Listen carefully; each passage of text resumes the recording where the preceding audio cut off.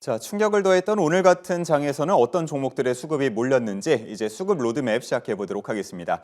오늘도 철저한 종목 분석 내어주실 세 분 모셨습니다. 최진욱 영앤리서치 본부장, 이지은 이지스탁 대표, 김덕고 주식회사 플래처 대표 나오셨습니다. 세 분 안녕하십니까? 안녕하세요. 네. 자, 우리 세 분도 오늘 장의 움직임을 아마 잘 보셨을 것 같은데 그 안에서 수급이 몰렸던 종목들 어떤 것들이 있는지 로드맵 통해서 확인해 보도록 하겠습니다. 보시죠. 자, 오늘의 수급 로드맵입니다. 에코프로로 시작해서요. 큐렉소, 페노션, 하이브 등등등 쭉쭉 나아갑니다. 고개가 끄덕여지는 종목들도 분명히 있는 것 같고 오랜만에 보는 생소한 종목들도 있는 것 같습니다. 아무래도 그런 시장이었기 때문인데 자, 이제 차례대로 주사위를 굴려보면서 종목 분석해 보도록 하겠습니다. 먼저 노란색 말의 최진욱 본부장을 움직여 보도록 하겠습니다. 굴려 주사위. 자, 오늘 선택될 첫 번째 종목 숫자는 2가 나왔습니다. 두 칸 전진합니다. 큐렉소로 가게 됩니다. 자, 얼마 전에 중동 의료 로봇 시장 진출을 노렸던 큐렉소인데 이미 조정이 나타나고 있었지만 오늘의 추가 하락 역시나 또 피해가지 못하는 모습이었습니다. 네, 일단 큐렉소 같은 경우는 그래도 최근에 개인이나 기관 같은 수급 같은 경우 그렇게 그닥 좋은 모습들은 아니지만 그래도 외국인의 수급이 좀 괜찮게 좀 좋게 잡히고 있는 모습으로 지금 포착이 되고 있어요. 일단 5거래일 연속 지금 계속해서 순매수세가 좀 잡히고 있는 모습들인데 일단 지금 일봉상으로 놓고 보면은 61선에 딱 지금 종가를 마감을 시켜주고 있는 모습이거든요. 그렇기 때문에 다음 거래에서 일단은 기술적인 반등 한번 좀 노려볼 수 있는 기술적인 위치 구간이다라고 좀 일단 먼저 말씀을 드리고 싶고 일단 지금 의료 로봇 쪽에 대한 부분들의 실적 턴어라운드 역시 지금 나와주고 있는 상황이기도 합니다. 그리고 지금 글로벌 인허가 쪽에 대한 부분들의 확대 역시 기조가 계속해서 나와주고 있는 상황이다 보니 오히려 이 두 축이 올해 좀 동시에 진행이 되고 있는 구간이지 않나라고 좀 생각을 하고 있습니다. 그렇다 하게 되면은 큐렉소 같은 경우는 그간 좀 각광을 받지 못했던 부분들의 외형 성장 이 사이클 기조가 아마 올해는 충분히 빛을 발하지 않을까 좀 그렇게 바라보고 있는 상황이고요. 특히 이제 의료 로봇 매출이 지금 전년 대비 거의 한 80% 이상 지금 증가를 해준 상황이거든요. 다만 이제 의료 로봇 쪽 같은 경우가 이제 전년도나 그리고 이제 2년 전까지만 해도 사실상 시장에서 그렇게 큰 모멘텀을 많이 발휘를 시켜주지 못했던 상황이었죠. 근데 지금 같은 경우는 이제 기조 자체가 좀 많이 사이클 자체가 많이 달라진 상황이다 보니 오히려 로봇 쪽에 대한 부분들의 순환매가 좀 강하게 돌아주면서 의료 로봇 쪽까지도 같은 순환매 사이클이 돌아준다라고 하게 되면은 일단 외형 성장과 실적 성장 두 마리 토끼를 충분히 잡고 있는 큐렉스 입장에서도 충분히 순환매가 돌아줄 가능성이 좀 높지 않을까 좀 그렇게 바라보고 있는 상황이고요. 또 이제 기존에 굉장히 좀 매출이 좀 높았던 부분들이 인도 쪽입니다. 그리고 이제 큐렉소가 계속해서 좀 밀렸던 부분들 중에 하나가 인도 쪽에 대한 부분들 한 축의 매출이 굉장히 좀 높았던 부분들이거든요. 그럼 결국 인도 쪽에 대한 부분들의 매출이 낮아지게 되면은 그만큼 타격에 대한 리스크가 굉장히 좀 컸었던 한국과 리스크를 좀 많이 가지고 있었던 부분들인데 이 큐렉스가 지금 한국과 리스크를 지금 많이 덜어내고 있는 상황이죠. 한국과 리스크를 지금 덜어내면서 일본이라든지 동남아 쪽으로 지금 주변 국가들의 지금 매출 라이선스를 지금 높여 나가고 있는 상황이다 보니 실질적으로 한국과 리스크를 지금씩 조금씩 탈피를 시키고 있다라는 관점으로 좀 보시면 되실 것 같습니다. 그래서 이제 일본에서는 이미 교세라 쪽이랑도 고점 판매 계약을 이미 또 맺고 있는 상황이기도 하고요. 그래서 이제 실제적으로 레퍼런스를 아마 올해부터는 계속해서 쌓아 나갈 가능성이 좀 높다라고 보고 있는 상황이기 때문에 아마 시간이 지나면 지날수록 의료 로봇에 대한 부분들의 수요 역시도 꾸준히 증가를 시켜주지 않을까 좀 그렇게 바라보고 있는 상황입니다. 예.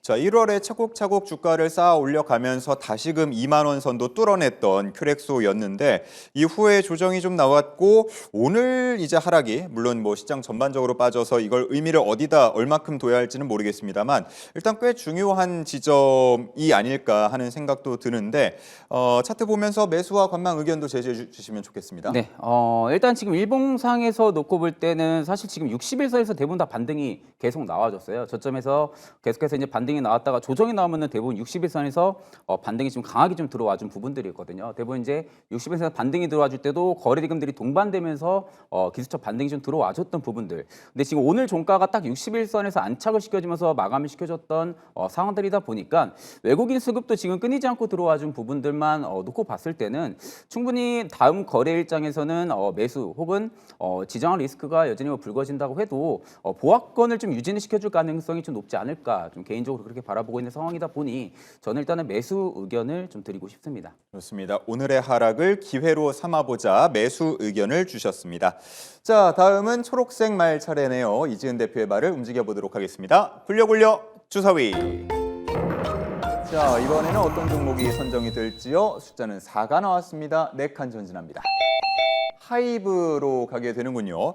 자, BTS 컴백이 이제 얼마 남지 않았습니다. 그동안 이 기대감으로 계속해서 주가를 좀 쌓아 올리고 있던 하이브였는데 역시나 뭐 오늘 장대 음봉을 피해가지는 못했습니다. 하지만 뭐 위안이라고 한다면 앞서서 큐렉스와 마찬가지로 외국인 순매수가 조금 끊이지 않았다, 끊기지 않았다, 이게 좀 위안이 될까요?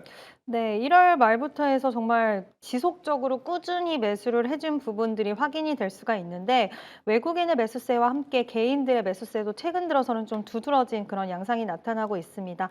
뭐니 뭐니 해도 이제 BTS 컴백 일정에 대한 기대 심리가 상당히 좀 크게 작용이 되고 있는데 BTS가 정규 5집 발매와 함께 대규모 월드 투어 또 그에 따른 뭐 콜라보라든지 여러 브랜드와 콜라보 그리고 IP를 활용한 MD 매출에 따른 그런 효과 이런 부분들이 좀 상당히 주가에는 기대 심리로 반영이 되고 있고요. 오늘 한 증권사 쪽에서는 이제 목표 주가 55만 원까지 좀 제시가 되었는데 관련해선 결국에는 BTS 효과에 대한 부분들을 기대를 하고 있고 위버스 같은 경우에도 지난해 연간 흑자 전환을 달성을 했는데 이제 BTS가 귀환을 하게 되면 구독형 서비스라든지 일회성이 아닌 유료 서비스를 계속적으로 좀 이어갈 수 있는 엄청난 플랫폼 IP가 돌아오는 부분이라서 위버스에 대한 수익도 추가적으로 좀 기대를 할 수 있다라는 부분이고요. 이제 1차적으로 콘서트 티켓에 대한 매출, 예전에 월드 투어 했을 때와는 규모가 다르고 그리고 가격 자체가 달라지기 때문에 1차적으로는 이 월드 투어에 대한 티켓 모멘텀이라든지 이런 부분들도 있겠지만 또 추가적으로 그를 이제 통해서 뭐 녹화를 해서 녹화본을 올린다던가 이런 여러 가지 2차적으로 발생할 수 있는 부수입 같은 부분들도 상당히 많이 차지를 할 거라고 생각을 해서 하이브에서도 이번에 BTS 기한을 메가 프로젝트라고 보고 있습니다. 그래서 전체적으로 실적에 대한 모멘텀이 시장의 예상치보다도 훨씬 크게 돌아올 수 있는 공산이 크다라고 보고 있고요.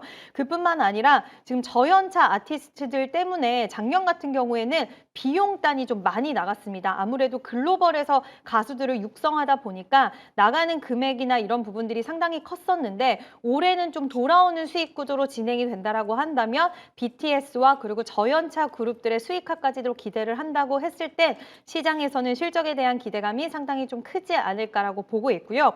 좀 아쉬운 부분은 이제 그동안 추세를 잘 이어서 가고 있었는데 시장이 여러 변동성에도 불구하고 추세를 잘 이어서 가다가 오늘 이제 한 방에 좀 낙폭이 확대가 됐다라는 점인데 그럼에도 불구하고 시장에서는 이렇게 긍정적인 시각과 수급이 이어지는 데에는 역시 BTS라는 빅 IP, 빅 메가 IP로 인한 그런 움직임이 아닐까. 그래서 하이브는 좀 관심 있게 보셔도 좋을 것 같습니다. 네, 오늘 하락을 보면서 뭐 계속해서 반복적으로 얘기를 드리겠습니다만 이게 기회가 될 것이냐 아니면은 조금은 피해야 되는 지점이냐라는 얘기를 물어볼 수밖에 없습니다. 아무래도 BTS 컴백 쪽에 시선이 많이 쏠려 있다 보니까 물론 월드 투어는 더 이어가겠습니다만 21일에 있을 그 광화문 공연 이후에 그 다음 주 주가가 어떻게 될지 이런 부분들도 상당히 많이 주목을 하고 계시거든요. 자, 지금 기회로 노리고 매수를 해도 되겠습니까? 아니면 이제는 조금 올라올 만큼 올라왔다. 이거는 보유자의 영역, 차익 실현의 영역으로 남겨두자. 관망 의견이십니까? 일단 고민이 되는 부분은 저도 이번에 안전 문제 때문에 1시간으로 공연을 좀 줄여서 한다라고 하더라고요. 그래서 여기서 혹시라도 안전 문제가 불거지지 않아야 되는 부분도 좀 중요하게 생각은 하는데 일단 그거는 좀 우리가 지켜보는 거라고 봤을 때 기술적으로 오늘 하락이 나왔을 때 딱 60일선 기점으로 지지를 받는 모습이 나왔는데 여기서 시장이 추가적인 하락이 나오지 않는다라고 한다면 중기 이평선을 딛고 올라올 가능성이 저는 좀 있다라고는 보고 있습니다. 그래서 관망의 의견을 드리기는 하지만 일단 가장 눈여겨봐야 되는 부분은 일봉상 60일선에 대한 저항을 좀 지지를 받는지에 대한 부분들 그리고 주봉상으로도 21선에 대해서 약간은 좀 아직까지는 하방이 열려있기 때문에 여기까지는 추가적으로 밀리고 올라올 가능성도 저는 염두를 해봐야 된다라고 생각이 들어서 그 가격 라인으로 한다면 33만 3천 원 정도거든요. 그래서 여기까지 좀 열어두시고 만약에 터치를 하고 올라온다라는 것을 감안을 했을 때는 관망을 하시고 터치가 된다라고 했을 때 매수 기회로 삼아 보자. 그래서 그렇게 가격 라인이 막 넓게 그러니까 시간이 충분한 것은 아니지만 여기서 21선 터치 시에는 분할 매수 관점으로는 저는 좀 유효하지 않을까라는 의견 드려보도록 하겠습니다. 네. 물론 또 새벽에 어떤 소식이 들려올지 모르기 때문에 내일장에 대한 흐름을 예상하는 게 쉽지는 않습니다만 일단 오늘 애프터마켓만 두고 봤을 때에는 낙폭을 조금 더 가져가면서 마감이 됐기 때문에 말씀해주신 그 가격대까지 추가 조정이 나온다면 그때서 한번 관심을 더 가져보자라고 정리를 해볼 수 있겠습니다. 자, 하이브 만나봤고요. 자, 다음은 김덕호 대표의 차례입니다. 빨간색 말 출발하도록 하겠습니다. 굴려 주사위. 자, 이번에는 어떤 종목이 나올지요? 오, 숫자가 크게 나왔습니다. 6칸 전진해 보겠습니다. 우리금융지주로 가는군요. 우리금융지주도 저희 수급 로드맵에서 몇 차례 최근에 반복해서 말씀을 드리고 또 주목했던 종목인 것 같습니다. 그만큼 주가의 상승 기울기가 가팔랐기 때문인데 내려오는 속도도 지금 만만치 않은 것 같아요. 네, 제가 아마 지난주에 우리금융지주가 그때 아마 개인 매수 상위로 아마 그렇게 이제 소개가 되면서 아마 그때 제가 관망을 좀 하셔야 될 것 같다 저 얘기를 드렸는데 그때 제가 뭐 농담 반 진담 반으로 우리금융지주는 약간 우리 뭐 우금지처럼 묵은지처럼 좀 묵혀놔야 된다. 지금은 예. 성급하게 주가 갈 때 쫓아가면 안 된다라고 얘기했던 기억이 좀 납니다. 물론 이제 우리금융지주가 작년 같은 경우는 좀 영업이익이 좀 후퇴를 하고 뭐 역성장을 하다 보니까 좀 단기적으로 부담이 있는 것을 대비했을 때 그만큼 기저효과가 상대적으로 낮아졌기 때문에 오히려 다른 금융사들에 비했을 때 뭐 단기적인 탄력을 얻기도 뭐 좋을 수는 있다라고 말씀드렸지만은 일단 지금 상법 개정안이 통과가 되고 나서 지금 이제 5일, 6일 계속 이제 지금 하락세를 지금 보이고 있어요. 대표적으로 지금 뭐 신한지주도 그렇고 뭐 하나금융지주 뭐 많은 이제 금융사들 같은 경우에는 지주사들이 지금 공격적으로 차익 매물이 좀 나오고 있는 상황이고요. 반면에 뭐 SK스퀘어라든가 아니면 뭐 삼성물산과 같은 이제 흔히 말하는 좀 돈 좀 벌리는 지주사들 같은 경우에는 좀 오히려 더 주가가 좀 잘 가고 있었습니다. 오늘이서야 뭐 이렇게 시장이 좀 폭락을 하게 되면서 함께 좀 나오지 않았나라고 생각을 하고 있는데 저는 여기서 이제 우리금융지주가 그러면 지금 최근에 주가가 조정이 나왔던 거에 대해서 뭐 우려할 사항이라고 보시기보다는 지금은 이제 이슈가 좀 단기적으로 소매를 하면서 손바뀜 현상이 좀 빠르게 나왔던 것에 대해서는 우리가 좀 경계감을 가질 수는 있겠습니다만은 오히려 장기 매력으로 봤을 때는 금융시장에 대한 어떤 안정성들도 뭐 기대를 할 수 있겠죠. 더군다나 지금 인플레이션 관련된 부분에 대해서도 지금 제이미 다이먼 CEO가 이번에 중동 사태는 뭐 너무 크게 우려할 사항은 아닐 것이다. 특히나 이제 물가가 단기적으로 뭐 상승하는 것에 대해서 부담은 있을 수 있겠지만은 그렇다고 해서 지금 현재 장기 동향에 대해서 절망들이 뭐 그렇게 급변하는 상황은 아니기 때문에 뭐 연준에서도 금리 인하를 뭐 시급히 할 것은 아닐 것으로 보인다. 이런 얘기들까지 나왔죠. 아마 우리금융지주가 오늘 이제 좀 추가적으로 매도 물량이 좀 나왔다가 외국인들이 좀 단기적으로 수급이 들어온 것은 일부 손바뀜 정도로 해석을 하시면 좋을 것 같고요. 다만 이제 우리가 이제 금융지주사들을 비롯해서 이제 금융주가 다시 주목을 받기 위해서는 일단 금리 인하라는 태그가 좀 굉장히 중요한데 이거는 조금 우리가 한 텀 더 기다려봐야 될 시기가 오지 않았는가라고 판단을 하고 있습니다. 네, 좋습니다. 자, 그러면 이 종목은 과연 지금 시점에서 매수와 관망 어떤 전략이 유효할지 궁금합니다. 아마 이제 지난주에 이제 개인 매수세 좀 많다고 오늘 외국인 매수세 좀 들어오니까 이제 좀 진짜 살 때가 되지 않았나 이제 정도면 묶었지 않았나라고 생각하실 텐데 저는 조금만 더 묵혀뒀으면 좋겠다라고 생각을 좀 하고 있습니다. 묵힙니까? 그렇죠. 한 일주일만 조금 더 묵혀봐도 나쁘진 않겠다라고 생각을 하고 있는데 일단 그 원인은 이제 우리가 지난 120일 그리고 60일 기준으로 봤을 때 아직까지는 수매도 경향이 좀 굉장히 강한 편입니다. 그 말인즉슨 지금 조금 주가가 올라올 때마다 이제 좀 파시는 분들이 계속 빨리 나올 수밖에 없기 때문에 아무래도 주가가 4만 원 주파를 다시 이제 빠르게 올라가기까지는 좀 시간이 걸릴 것으로 보여지고 있고요. 더불어서 이제 지금 금리 인하 정책 관련해서도 이번 3월에 금리 동결 가능성이 이제 거의 굉장히 높습니다. 2.5%까지 올라갔어요. 불과 한 달 전에 페드워치에서 발표를 했던 금리 인하 가능성이 이제 10%가 조금 넘었다는 점을 좀 감안해 보신다라면은 이번 이제 사태로 인해서 이제 금리 인하에 대한 기대감이 좀 축소가 될 경우에는 사실은 뭐 개인 투자자분들 입장에서는 지금 종목이 다 떨어진 것들이 워낙 많다 보니까 금융주 실적에 목매이시기보다는 아마 삼성전자나 SK하이닉스 등의 매수세가 좀 몰리지 않을까라는 의미에서 봤을 때는 뭐 무리하게 지금 비중을 확대하실 타이밍은 아닌 것 같다라고 말씀을 드리겠습니다. 네, 좋습니다. 조금 더 지켜보는 전략으로 한번 대응해 보도록 하겠습니다. 자, 다시 돌아가세요. 최진욱 본부장의 노란색 말을 움직여 보도록 하겠습니다. 현재 큐렉소에 위치해 있는데요. 이번에 몇 칸이나 전진할지 굴려 주사위. 자, 확인해 보겠습니다. 이번에는 숫자 5가 나왔습니다. 5칸 전진합니다. 아하, 한화 에어로스페이스로 가게 되는군요. 아마 지난달 28일에 이 소식을 듣고 오늘장 열리기까지 이 연휴 동안 가장 많은 분들이 주목했던 종목 중에 하나가 아닐까 하는 생각이 드는데 결국은 120만 원대였던 이 주가가 지금 보시는 것처럼 150만 원대까지 치솟으면서 마무리됐습니다. 네, 일단 올해 저는 개인적으로 성장 스토리 자체는 변하지는 않을 거라고는 생각은 하고 있습니다. 일단 뭐 지금 중동 지정학 리스크 부분들이 오늘의 좀 급등세를 좀 만들어냈던 부분들은 분명한 사실이고요. 일단 저는 이제 이 중동 지정학 리스크 부분들만 뭐 놓고 봐도 아시겠지만 계속해서 이제 국방비에 대한 부분들은 계속해서 증액 효과는 분명하게 나올 거라고 봅니다. 어떻게 보면 이제 국방비에 대한 부분들 증액 속도가 더 가속화가 될 가능성은 더 높아지지 않았을까? 저는 개인적으로 좀 그렇게 바라보고 있는 상황이다 보니까 유럽 쪽에 대한 부분들, 특히 이제 EU 쪽에 대한 부분들의 국방비 증액 속도가 가속화된다라고 하게 되면은 오히려 이제 폴란드 쪽에 대한 부분들의 어떻게 보면은 사업성에 대한 부분들 레퍼런스를 이미 쌓고 있었던 하나 에어로스페이스 입장에서는 신규 거래처에 대한 부분들의 수주 정보가 다시 한 번 더 쌓아 나갈 수 있을 만한 그런 어떻게 보면 새로운 재료 또 모멘텀 부분들이 올해는 또 발휘가 될 가능성이 매우 높겠죠. 그렇기 때문에 저는 오히려 방산 쪽 같은 경우는 이 중동 리스크가 지금 뭐 테마다 뭐 이런 부분들로 이야기가 굉장히 좀 많기도 하더라고요. 근데 오히려 지금의 이 주가 상승 부분들이 테마성으로 오히려 올랐다라기 놓고 보기보다는 이 성장성이 계속해서 드라이브를 계속해서 촉발시켜주고 있다. 저는 좀 그렇게 바라보고 있는 상황이다 보니 눌릴수록 저는 오히려 접근하는 게 좀 유효하다라고 좀 말씀을 드리고 싶고 올해 1분기 역시도 지금 노르웨이 첨부 쪽에 대한 부분들이 1.3조원 정도의 규모의 수주 잔고가 또 반영이 될 예정이기도 합니다. 그리고 이제 올해 역시도 기존 K9 운영국 중심으로 해가지고요. 유럽 내 확장 가능성 역시도 여전히 열려 있는 상황이기도 하고요. 그리고 지금 이집트 K9이나 뭐 K10 그리고 지금 호주 쪽에 대한 부분들의 K9, K10에 대한 부분들이 인도까지도 지금 예정이 되어 있는 상황이다 보니까 이 인도 물량이 지금 한 50% 정도로 지금 증권사에서 추정을 하고 있더라고요. 그렇다 하게 되면은 직전에 이제 폴란드 쪽에서의 인도 물량 추정했던 그 사업지와 거의 근사치로 되고 있는 상황이다 보니까 아마 그에 따른 영업 이익률이 거의 비슷하게 나올 가능성이 좀 높다라고 지금 증권사에서 바라보고 있는 상황인데 그렇다고 하게 되면 올해 역시도 외형 성장이 폭발적으로 좀 나와줄 가능성이 매우 높지 않을까 좀 그렇게 바라보고 있는 상황입니다.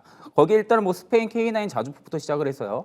폴란드 K9 그리고 지금 뭐 루마니아 쪽에 뭐 레드백 여러 가지 좀 대형 수주 파이프라인 부분들이 여전히 기대감을 형성시켜주고 있다라고 좀 바라보고 있는 상황이다 보니까 일단 수급만 딱 놓고 봐도 뭐 투신 쪽이 지금 2거래일 넘게 수급이 계속해서 받쳐주고 있는 상황에서 지금 거래량이 굉장히 좀 많이 터져주고 있는 상황이잖아요. 근데 지금 이렇게 고가권까지 올라왔음에도 불구하고 거래량이 이렇게 많이 터져주고 있다라는 부분들은 상대적으로 더 올라갈 힘이 여전히 남아있다라는 겁니다. 그러니까 지금 이제 개인 투자자분들이 바라볼 때는 천장이 없는 상황에서 지금 하나 에어로스페이스가 계속해서 고가권을 위로 올려주고 있다라는 것은 그만큼 위쪽에 매물도 많이 없는 상황이죠. 매물이 많이 없는 상황에서도 지금 차익 매물이 나올 수 있음에도 불구하고 리테일 투자자들이 계속해서 수급을 넣어주고 있다라는 부분들은 뭐 단기 테마도 여전히 뭐 드라이브를 걸어주고 있는 상황이긴 하지만 방산 쪽은 이제는 성장에 대한 드라이브가 더욱더 프레임이 강해지고 있는 상황이다라고 보시는 편이 맞지 않을까 싶습니다. 네, 성장에 대한 기대감으로 눌릴 때마다 모아가는 전략이 좋다라고 말씀을 해주셨는데 실제로 그런 전략으로 한 110만 원대에서 최근 조정이 나왔을 때 모으셨던 분들은 오늘의 상승을 보면서 옳다구나라고 외치셨을 것 같은데 자 그런데 이렇게 한번 치고 올라온 상황에서 야 이거 지금 잡아도 되는가 하는 부분에 대한 궁금증은 남거든요. 자, 네. 오늘장, 내일장이죠 이제. 내일장에서의 매수와 관망 중에서는 어떤 의견 주시겠습니까? 사실 저는 개인적으로는 고민을 굉장히 많이 했어요. 일단은 예. 저는 뭐 관망을 좀 드리긴 했는데 아. 사실 오늘 거래 대금이나 거래량을 놓고 봤을 때는요. 일단 내일 올라갈 가능성이 매우 높다고는 저는 생각은 합니다. 왜냐면 오늘 거래량이나 종가를 딱 놓고 봤을 때도 굉장히 많이 터져준 상황이죠. 그리고 윗꼬리가 굉장히 짧은 상태에서 지금 마감을 시켜준 상황이다 보니까 상대적으로 지금 매물이 나오는 부분들을 다 삼키면서 위로 매수 체결이 굉장히 많았다라는 부분들이거든요. 그렇다 하게 되면은 오히려 내일 장 시작하고 나서 차익 매물이 많이 안 나올 가능성이 좀 높다. 그렇다 하게 되면 오히려 호가를 긁어주면서 위로 올려줄 가능성이 높겠죠. 그렇다 하게 되면 일단은 시초가를 만약에 이탈 안 한다라고 하게 되면은 매수로 대응하는 게 맞고요. 만약에 시초가를 이탈을 하면서 밑꼬리를 달 경우에는 일단은 관망이 맞다라고 좀 말씀을 드리고 싶고 개인적으로 가지고 있으신 분들은 저는 150만 원에서 한 160만 원대까지는 열려 있다고 봅니다. 일단은 목표가 같은 경우는요. 160만 원대까지는 열려 있는 상황이긴 하지만 만약 여기서 밀리게 된다라고 하게 되면은 140만 원은 절대 깨면 안 된다고 봐요. 140만 원을 깨게 되면은 일단은 관망을 조금 더 하시는 편이 맞다고 보고 있는 상황입니다. 네, 좋습니다. 보유 중인 분들은 140만 원 정도 선에서는 익절을 하는 것도 괜찮다. 그리고 그 이상 목표가는 160만 원까지도 열려 있다. 이렇게 전략을 내어주셨습니다. 신규 접근은 트레이딩 잘하시는 분들만 하는 걸로 그렇게 정리를 해보도록 하겠습니다. 자, 그럼 이제 다음 이지은 대표의 초록색 말 차례입니다. 굴려 굴려 주사위. 자, 이번에는 어떤 종목이 나올지요? 어우, 6칸이나 전진하네요. 자, 어디로 갑니까? 한미반도체입니다. 한미반도체 최근에 분위기 괜찮았거든요. 자, 그런데 연휴 전까지의 상승분을 오늘 좀 많이 뱉어내는 모습이었어요. 네, 일단 오늘 꽤 큰 낙폭을 좀 보인 걸로 확인이 되는데, 일단 뭐 많은 분들이 이제 분위기가 워낙 좋았다가 오늘 18% 넘는 애프터마켓에서는 18%까지 좀 낙폭이 확대가 되면서 좀 우려도 많이 하셨을 것 같은데요. 일단 한미반도체 같은 경우에는 다들 아시다시피 TC 본더 관련돼서는 전 세계에서 시장 점유율 70% 이상을 차지하고 있는 탑티어 기업이고, 영업 이익률이 2024년도부터 좀 눈에 띄게 성장을 했는데 올해에도 45% 정도 되는 영업 이익률을 실현을 할 수 있을 것이라고 보는 그런 시장의 분위기가 연출이 되고 있습니다. 물론 부담스러운 요인도 없지 않아 있는데 워낙 이제 TC 본더 쪽으로 매출이 집중이 되다 보니 이와 관련돼서는 추후에 사이클이 꺾이거나 했을 때에 대한 우려는 있기는 하지만 여전히 업황 자체는 이제 확장되는 국면은 아직까지는 ING 국면이기 때문에 이와 관련돼서는 오히려 수주 확대에 대한 모멘텀을 좀 더 기대를 하고 있는 모습이고요.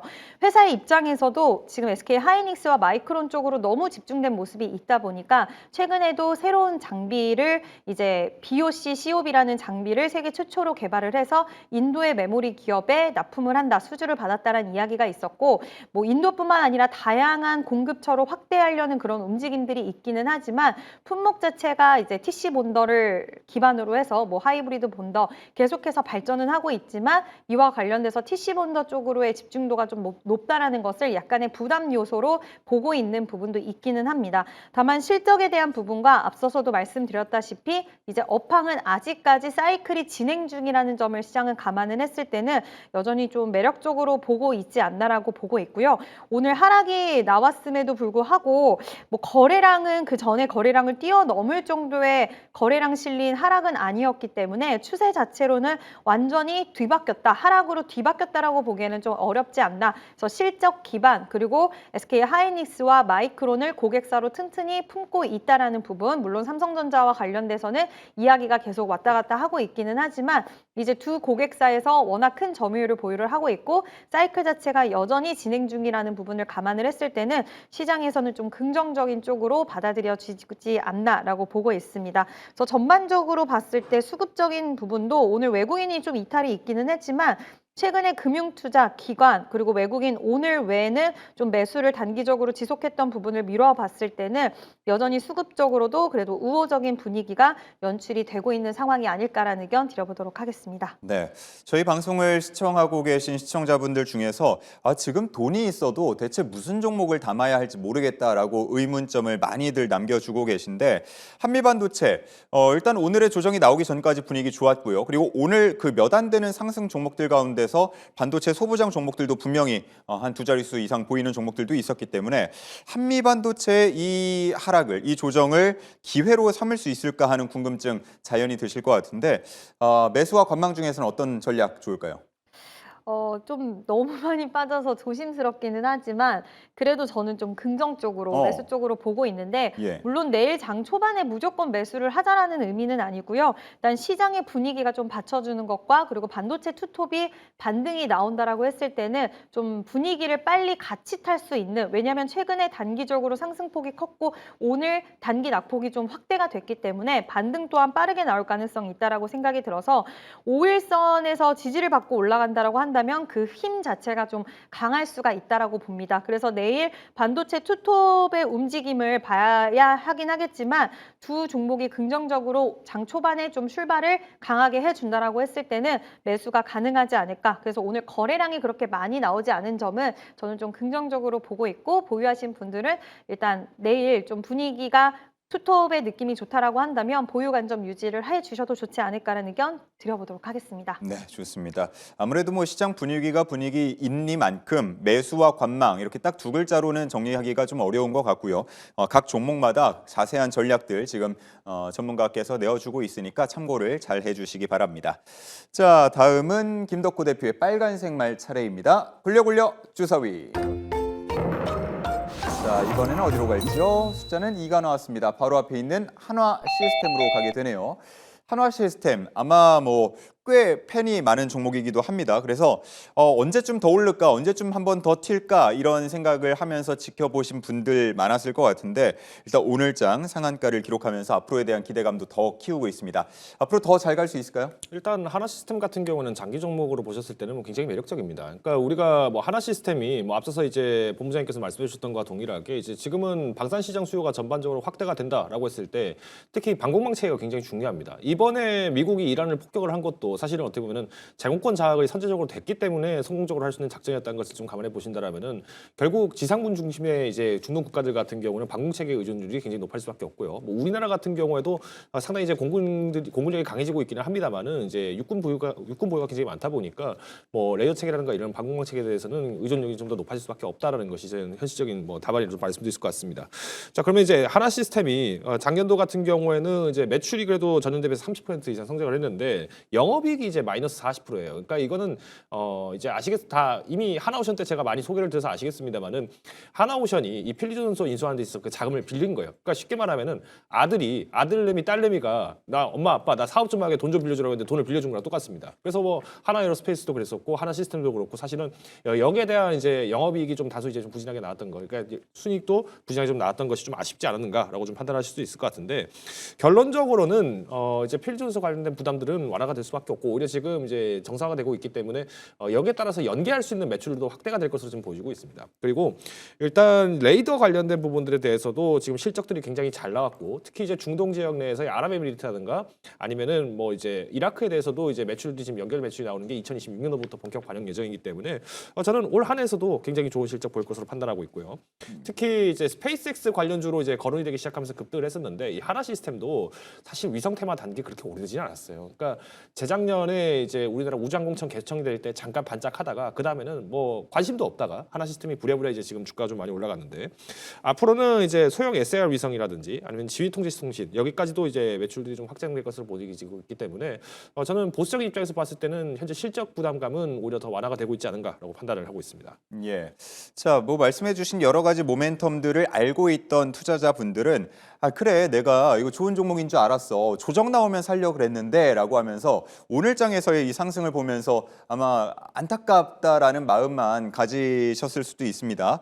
자, 지금 일단 치고 올라가서 조금 부담스러워 보이긴 하는데 내일장에서 매수와 관망 중에서는 어떤 의견 가능할까요? 저는 내일장에서는 한 번 정도는 관망을 하실 필요가 있지 않을까라고 보고 있습니다. 보통 이제 하나 시스템이 이렇게 이제 상한가를 가는 경우가 그렇게 흔치는 않은데 예. 이렇게 상한가로 가는 경우가 보통 테마 쏠림 현상이 한번 나왔을 때 후발주자로 종목으로 많이 거론되는 게 하나 시스템입니다. 보통은 아까 이제 최진종 본부장님께서 소개를 해주셨던 이 하나 에어로스페이스가 보통은 주가가 먼저 가고 안정적으로 올라간 이후에 하나 시스템이 뒤늦게 거론이 되는 경우가 많습니다. 근데 이번에는 미국의 팔란티어 같은 AI 기업들이 오히려 이제 방산 영향을 굉장히 많이 줄 것이다라는 발언들이 나오면서 기존의 뭐 미국 시장 같은 경우에도 뭐 로키드 마틴이라든가 아니면 노스롭 그루먼 같은 기업보다는 팔런티어가 주가가 좀 더 단기적으로 빨리 올라간 점이 있거든요. 이런 점에서 봤을 때는 기술적으로는 이제 단기 조정이 좀 나올 수는 있다라는 의견을 좀 말씀드리고 싶고요. 물론 하나 시스템이 지금 먹거리는 굉장히 많이 따놨습니다. 지금 한미 연합 작전 관련해서도 AI 지휘관으로 도입하기 위한 이 연합 지휘 통제 체계 이것도 프로그램을 지금 수주를 했는데 지금 이게 이제 900억 정도의 규모로 되어 있고 2029년도까지 지속 개발을 할 예정입니다. 뭐 물론 우리나라도 지금 보시면 아시겠습니다만은 뭐 국방력에서 굉장히 큰 문제가 되는 것 중 하나가 이제 초임 장교들이 많이 모집이 안 되고 육사 같은 경우에도 정원의 뭐 4분의 1이 부족하다라는 얘기들 아마 다 들어보실 텐데 뭐 그러면 앞으로 이 AI 지휘관들을 도입을 하는 수밖에 없을 것으로 보여지고 있습니다. 여기에 이제 이 지휘관들이 실제로 뭐 이제 전장 임무를 수행하는 데 있어서 야 지금 어디 전선 밀리는데 이거 어떻게 쓰면 좋겠어 이렇게 물어봤는데 만약에 그 AI가 정말 핵심이 되는 걸 잘 물어봤어 이런 얘기 하고 있으면 답답해서 못 하겠죠. 예. 이제 이런 기술력들은 이제 하나 시스템과 이제 뭐 삼성 SDS와 같은 기업들이 이제 보완을 굉장히 적극적으로 할 수 있는 매력들이 많기 때문에 저는 일단 기술적인 면에서 봤을 때는 일단 내일 시장에서는 한 번 정도 관망을 하시는 게 좋을 것 같고요. 오히려 주가가 저는 이제 13만 원까지 조금 조정이 나온다라면은 굉장히 매력적일 것 같습니다. 향후에도 저는 주가 전망을 상향을 좀 한다고 했을 때는 우리가 16만 원 돌파까지도 기대를 해볼 수 있을 만큼 저력이 있지만은 우리가 급한 마음에 특히나 최근 시장이 조정이 급하게 나왔을 때 이 방산 테마의 쏠림 현상은 경계를 하자라는 의미에서 오늘은 관망으로 제시를 드리겠습니다. 네, 오늘의 시초가 정도 부근까지 혹여나 조정이 나온다면 그때 한번 노려보자. 물론 조정이 나올지 아니면 추가적인 상승으로 계속해서 이어갈지는 두고 볼 문제입니다. 자, 그러면 이제 이제 한 종목씩만을 남겨두게 되었는데요. 다시 노란색 현재 한화 에어로스페이스에 있는 최준욱 본부장의 말을 움직여보도록 하겠습니다. 굴려 주사위. 자, 숫자 두 칸 전진합니다. 그럼 바로 앞에 있는 포스코 홀딩스로 가게 됩니다.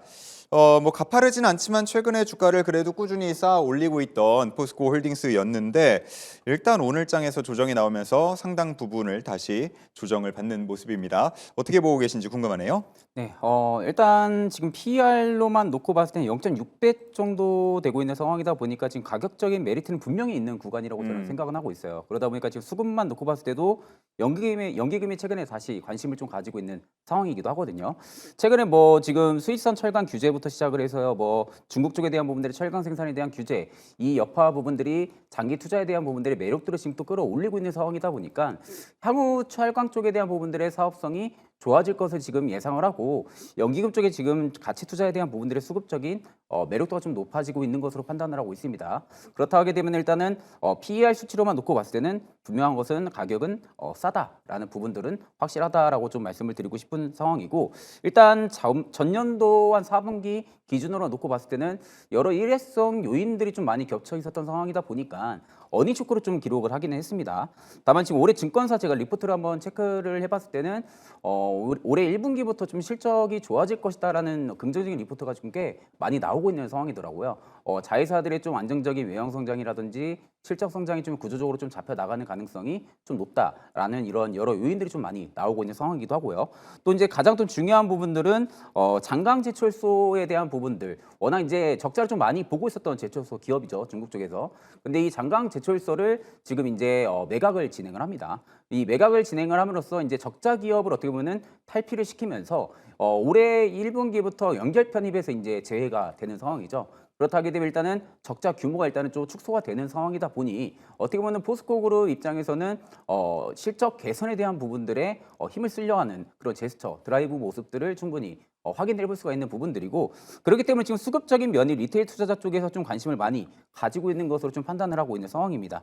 거기에 또 일단 앞서 말씀드렸다시피 철강 부분 같은 경우는 향후에 좀 장기 투자에 대한 매력도가 높아진다라고 하게 되면은 포스코홀딩스 같이 이렇게 좀 주가가 좀 바닥권에서 올라와주고 있는 기업들 같은 경우는 충분히 안정적으로 좀 모아가기에는 굉장히 좀 좋은 구간이다라고 좀 말씀을 드리고 싶은 상황이고요. 또 포스코퓨처 같은 경우는 올해 좀 양극재 판매 쪽에 대한 부분들의 증가세 그리고 리튬 가격이 지금 반등이 나오고 있는 부분들 그로 인한 포스코홀딩스도 여전히 뭐 2차 전지 쪽에 대한 부분들의 사업을 영위를 하고 있는 상황이다 보니까 그로 인한 사업부 쪽에 대한 부분들의 실적 성장세가 나와준다라고 하게 되면은 올해는 오히려 좀 긍정적인 실적 성장과 플러스 외형 성장 기대감이 좀 동시에 나와주지 않을까 좀 그렇게 바라보고 있는 상황이기 때문에 저는 오히려 지금 상황에서는 충분히 분할 매수 관점으로 접근을 해보셔도 나쁘지 않다고 생각을 하고 있는 상황입니다. 네, 좋습니다. 모아가기에 좋은 타이밍이다. 분할 매수 관점 제시를 해주셨습니다. 자, 이렇게 해서 포스코 홀딩스 만나봤고요. 다음은 이지은 대표의 초록색 말 움직여보도록 하겠습니다. 굴려 주사위. 자, 현재 가장 앞서 있는데요. 숫자는 2가 나왔습니다. 2칸 전진합니다. 아하, LG 에너지 솔루션으로 가는군요. 일단 장대 음봉이 나온 거는 LG 에너지 솔루션도 오늘 마찬가지였습니다. 하지만 수급적으로 보자 그러면 외국인 계속해서 관심을 갖는 건가 이런 생각도 드는데 어떻게 분석하고 계십니까? 네, 일단 LG 에너지 솔루션도 오늘 10%대 하락 마감이 되면서 굉장히 좀 큰 폭의 하락을 맞이를 하기는 했습니다. 일단 2차 전지 관련돼서 삼성 SDI가 요즘에는 셋업체 중에서 좀 대장격의 역할을 하고 있었는데 LG 에너지 솔루션도 이제 로봇에 대한 모멘텀 그리고 인터 배터리 관련된 그 일정에 대한 모멘텀도 같이 좀 받아갈 수 있는 상황이었는데 옵티머스 쪽으로의 이제 배터리 앞으로 물론 대량 양산이라든지 정말 이런 부분까지 이루어지는지에 대한 여부는 좀 중요하긴 하겠지만 일단 LG 에너지 솔루션은 고객사에 대한 역할을 좀 기대하는 부분과 그리고 추가적으로 지금 아틀라스도 지난번에 시연했던 영상에서 그 배터리 팩이 LG 에너지 솔루션의 배터리 팩이었다라는 부분 이런 것들로 미뤄 봤을 때는 휴머노이드 로봇 시장이 다가옴에 따라서 앞으로 앞으로 채택이 될 수 있는 가능성은 더 크게 열릴 수 있는 기업이다라는 부분들을 시장에서 좀 인지가 됐고요. 다만 이제 EV 쪽이 여전히 좀 아쉬운 점이라는 쪽, 그리고 ESS 관련돼서도 지금 중국에 대한 반사 수혜가 기대가 되기는 하지만 그 모멘텀조차도 그렇게 크게 받아가지는 최근에 못했던 그런 모습이었습니다. 그럼에도 불구하고 개인 투자자분들의 이런 수급적인 좀 선택은 많이 받았던 걸로 좀 확인이 되고, 박스권을 크게 돌파하지는 못하는 좀 약간은 답답할 수 있는 흐름 속에서 외국인의 매수세도 같이 동반돼서 지속돼서 좀 유입이 됐던 것은 사실이었다라는 부분이고요. 이제 앞으로의 그런 EV 쪽의 아쉬움을 ESS와 휴머노이드 배터리, 지금 당장이 아니라 성장 쪽으로 미루어 봤을 때는 뭐 실적에 대한 부분들은 우리가 이미 노출이 된 부분이고, 실적을 딛고 성장 쪽에 초점을 맞췄을 때 이제 코스닥 활성화 정책이라든지 이런 것들을 통해서 얼만큼 2차전지 관련된 섹터로도 투자자들의 심리 개선이 되고 수급적인 요인들이 다 같이 좀 이렇게 돌아갈 수 있는 그런 좀 가능성이 있었을 때 수급적인 요인들이 2차전지 쪽으로도 흘러 들어올 수 있지 않을까. 그래서 지금은 시장에서도 뭐 오늘 이제 제약바이오도 일부 종목들은 좀 좋은 모습을 나타나긴 했지만, 일단 지금 당장은 약간 좀 피해가는 그런 분위기나 이런 것들이 좀 연출이 됐기 때문에 성장에 대한 모멘텀은 확실하기는 하지만 지금 시장 분위기에서는 약간은 실적도 나오면서 성장도 할 수 있는 쪽에 반등이 좀 더 빠르게 나올 수 있는 가능성을 미루어 봤을 때는 좀 지켜볼 필요는 있지 않을까라고 생각을 합니다. 네, 그러면 관망 의견으로 정리를 해주시는 것 같고요. 주가 자체도 전저점, 그러니까 전에 지지를 받았던 구간 부근까지 왔기 때문에 아마 그 반등 여부 같은 것들을 확인하면서 대응하자, 이런 말씀을 해주시는 것 같습니다. 자, 그럼 이제 오늘 마지막 종목이 되겠습니다. 김덕호 대표의 빨간색 말 움직여보도록 하겠습니다. 굴려 주사위. 자, 오늘 소개될 마지막 종목, 숫자가 갑자기 크게 나왔습니다. 6칸 전진해 보겠습니다. SK 이노베이션으로 가게 됩니다. 일단은 뭐 상승 마감이 되긴 했는데, 그리고 애프터마켓에서도 추가 상승이 나온 것 같긴 한데, 한편에서는 약간의 찝찝함이 남지 않았나 하는 생각도 들긴 듭니다. 저는 개인적으로는 오늘 한 두 자릿수 상승 나오지 않을까 예상을 했었는데, 상승폭을 좀 줄였어요. 사실 이제 SK이노베이션보다는 SOL이 좀 더 주가가 많이 갔었죠. 이거는 이제 우리가 호르무즈 해협에 대해서 해석이 좀 방향이 다른데, 우리나라에서 호르무즈 해협이 잠기게 되면은 사실 국내로 들어오는 유가 영향의 80% 이상을 다 받을 수밖에 없습니다. 근데 SOL 같은 경우에는 그러면 왜 문제가 됐느냐라고 보면, SOL 주주가 아람코잖아요. 근데 아람코가 지금 이란의 이제 보복성 공격에 대비를 하기 위해서 지금 자국 내에 있는 정유 시설을 지금 잠궈버렸습니다. 그러니까 이거는 보통 이제 이 중동 지역에서 이제 이런 어떤 문제가 발생을 하게 될 경우, 특히 이제 작년 재작년에도 뭐 이스라엘과 이 이란과의 어떤 그 국가 간의 어떤 전투 상황에서도 보시면 아시겠습니다만은, 미사일과 드론이 왔다 갔다 서로 치고받고 싸우는 와중 속에서도 이제 주변의 인근 국가들한테도 불똥이 굉장히 많이 튀었어요. 근데 이게 의도하고 튀운 겁니다. 그러니까 너희 지금 우리 지금 전쟁하고 있기 때문에 유가 지금 다 올라가가지고 이걸로 지금 외교적으로 압박을 해야 되는데 너희가 지금 이걸 이용해서 역으로 팔고 있어? 너희 혼쭐 낼 거야. 이런 식으로 주변 인정국들에게 폭격을 가해지다 보니까 어쩔 수 없이 주변 국가도 눈치를 볼 수밖에 없다는 거죠. 그런 의미에서 봤을 때 SK이노베이션 같은 경우에는 사실 이제 국내로 들어오는 유가 영향들이 굉장히 좀 클 수밖에 없고, 여기에 더불어서 2차전지 시장에 대한 부분들의 연동들이 굉장히 크다 보니까 상대적으로 주가가 좀 못 갔다라는 부분에서는 동의를 할 수 있을 것 같습니다. 그렇지만 지난주에도 SK이노베이션이 이제 외국인 순매수 종목에 있었고, 또 그때도 뭐 눈치챘겠지만은 펜타곤이나 피자집 주문량이 좀 점점 늘고 있다. 이러다 보니 뭔가 일이 터질 것 같다라고 생각하시는 분들이 또 SK이노베이션 주가를 좀 많이 물어보시더라고요. 근데 결론적으로는 SK이노베이션 뭐 그때도 말씀드렸지만 양의 탈을 쓴 늑대다라고 말씀드리면서 2차전지 테마로 단기적으로 주가가 좀 눌림보고 있는 상황 속에도 불구하고 실적은 정유 마진 쪽에서 개선이 나올 수 있다고 판단하고 있기 때문에 저는 장기 종목으로도 여전히 지금도 매력적이지 않나라고 판단을 하고 있습니다. 매력적이다. 그럼 이 콜 매수 가능하다. 그렇죠. 뭐 제가 지난주에 아마 이거를 이제 개인 정리되겠습니다. 외국인 순매수 종목 상위 종목 중에서 하나로 제가 아마 소개를 드렸던 기억이 나는데, 그러면 여기서 이제 주시하셔야 될 거는 이제 가격입니다. 우리가 이제 전쟁 시나리오가 장기화가 되냐 단기화가 되냐가 차이가 있는데, 장기전 경향이 굉장히 커질 경우에는 14만 5천 원 선을 일단 1차 목표가 잡고 대응하셔야 되고요. 오히려 손절가 같은 경우에는 타이트하게 12만 5천 원을 잡고 하셔야 됩니다. 차라리 12만 5천 원이 깨진 다음에 뭐 12만 원 선 이하로 떨어질 경우, 이때는 우리가 적극적인 매수 전략으로 했을 때는 오히려 2차전지 시장에 대해서의 부활까지도 고려해 봤을 때는 실적 부담감은 확실히 덜해진다고 볼 수 있을 것 같고요. 만약에 이제 장기 정약으로 넘어간다라고 했을 때는 14만 5천 원 돌파 이후에 이제 2차 분기점은 이제 16만 원이 될 것으로 것으로 전망을 하고 있습니다. 뭐 물론 이 전쟁 양상과 별개로 저는 오히려 연말까지는 16만 원까지의 목표 주가를 좀 고집을 하고 있는 상황이기 때문에 뭐 조정 시 매수를 선택하시는 분들이라고 하더라도 뭐 여전히 매집은 가능하지 않을까라고 판단을 하고 있습니다. 네, 좋습니다. 자, 이렇게 해서 SK이노베이션에 대한 전략까지 만나봤습니다. 오늘 많은 분들 조금 힘드셨을 것 같은데 저희 이어지는 또 코너에서 시장 얘기를 더 깊숙이 해볼 예정이니까요. 끝까지 함께해 주시면 좋겠습니다. 세 분과 함께한 수급 로드맵은 여기서 마치겠습니다. 고맙습니다.